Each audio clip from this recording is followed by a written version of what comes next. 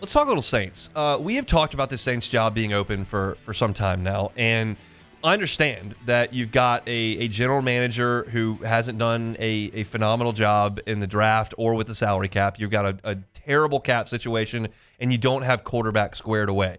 I'm not suggesting that the Saints job is incredibly desirable. I'm not. But I do want to go ahead and put them into the mix with all these other jobs that are going to be open. And I'm not going to sit here and tell you that it's a patch of roses that you're going to fall into somewhere else, because the jobs that are open or are going to come open come with some real complications, and that may benefit the Saints when Ben Johnson or Mike Vrabel or Bill Belichick, whoever gets into the job market and whoever the Saints want.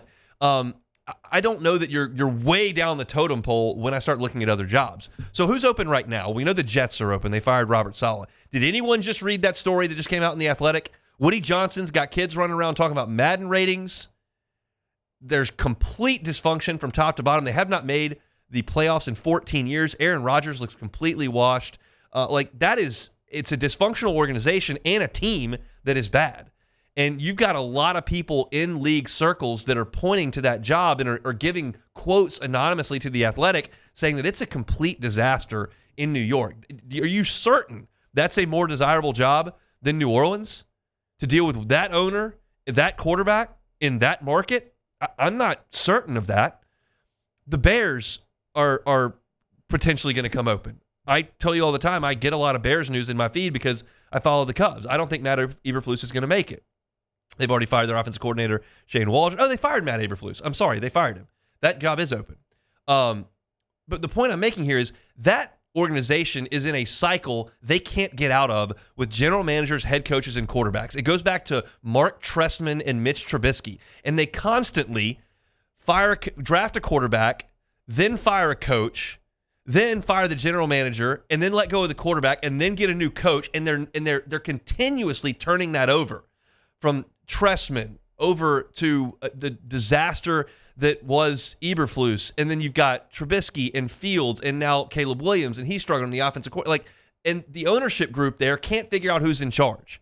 You've got the McCaskey family that owns them, and then they hired Kevin Warren, who's kind of over everything, but then they're supposed to be letting Ryan Poles run the show, and nobody knows who's in charge, and they're going over each other here, and it's a disaster.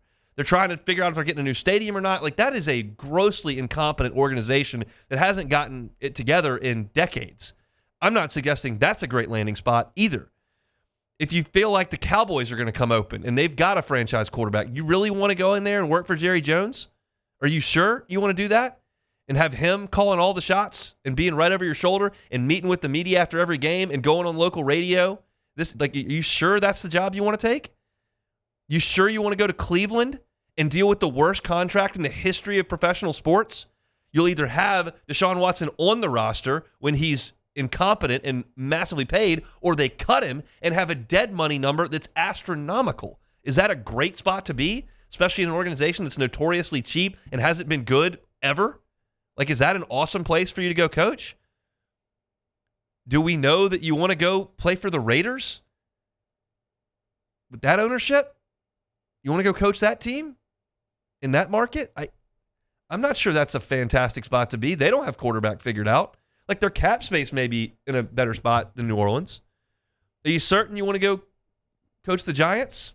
I feel like that's probably the best situation of the situations, because that has been a pretty competent and well-run organization with that family. But the roster's not very good, and quarterback's been a mess. Malik's ticked off, saying I'm sick of losing, and they're blaming the coach. And Daboll had one good year there, and they move on from Daniel Jones, cut him. I don't know what you're going to do. I mean, no job you take over is going to be perfect. Sometimes there are retirements, and I guess somebody's going to take over the Andy Reid Chiefs, and Mahomes may still be there, and that'd be a pretty good spot.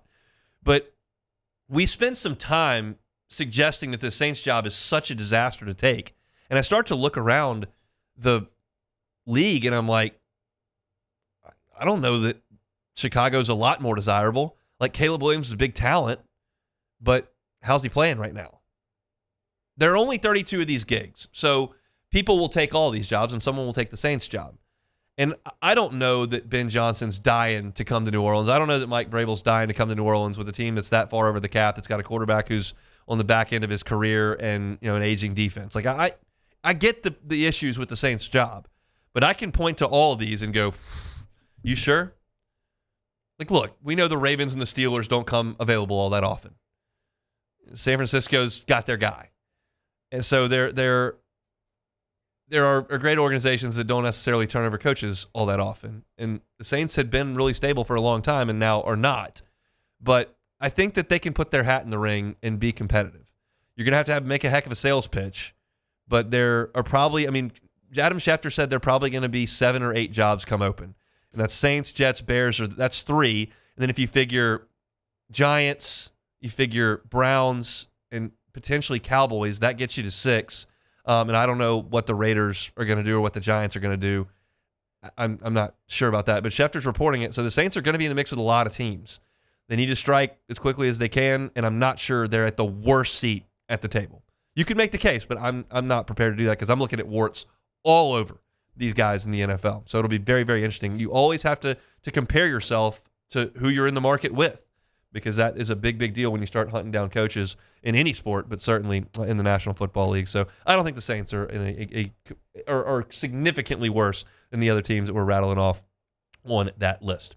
All right, if you want our Saints content, you can always find it up at YouTube, Hunt on Saints. That's also available in podcast form wherever you find your sound. And Ross Jackson's all over the Saints for LouisianaSports.net. His practice attendance report about to head up there on the site here pretty shortly. We'll see what the deal is with Alvin Kamara, what the deal is with Chris Olave, and certainly what the deal is with Derek Carr. All those guys are hopeful to return to the lineup, but have not been cleared to do so just yet. So we'll have an update on LouisianaSports.net coming up a little later. Hey, it's on. Thanks for watching Hunt on Saints. Before you leave, help us out a little bit. Hit that like button. Leave your comments in the section below, and hit that subscribe button so you get all our content right here from Hunt on Saints. We'll see you next time.